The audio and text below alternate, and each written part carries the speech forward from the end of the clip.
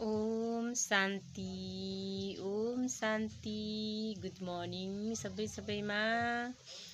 आज म मुरली पढ्न गइरहेको छु। आज तारिक रहेको छ 15/4 महिना। ओम शान्ति।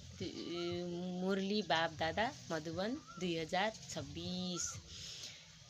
आज शिव बाबाको महावाक्य छ मिठे बच्चे तिम्रो स्वधर्म शान्ति हो।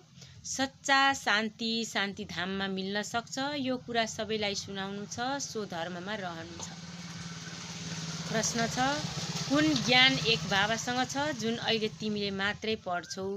कुन ज्ञान एक बाबासँग मात्रै छ जो तिमीले अहिले पढ्छौ भन्नुभयो। बाबाले सोध्नुभयो। उत्तरमा बाबा आफै भन्नुहुन्छ, पाप र पुण्यको ज्ञान मानिसहरूले बाबालाई गाली गर्न थालेपछि पाप आत्मा बन्छन् र बाबालाई र ड्रामालाई जानेपछि पुण्य आत्मा बन्छन्। यो पढाइ तिमी बच्चाहरूले अहिले मात्रै पढ्छौ। तिमीलाई थाहा छ सबैलाई सद्गति दिने एउटा बाबा मात्रै हुनुहुन्छ। मानिसले मानिसलाई सद्गति अर्थात् जीवन मुक्ति दिन सक्दैनन्।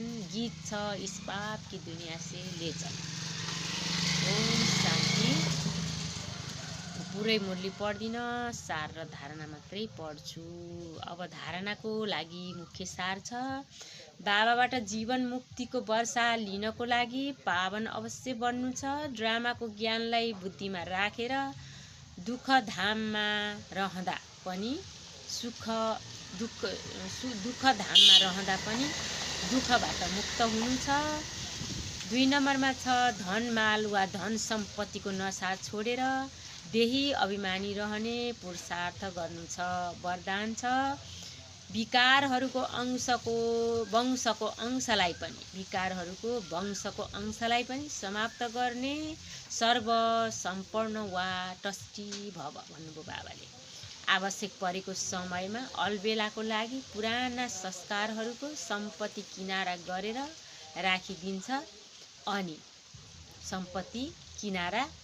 राखिदिन्छ अनि मायाले कुनै न कुनै तरिकाले समात्छ।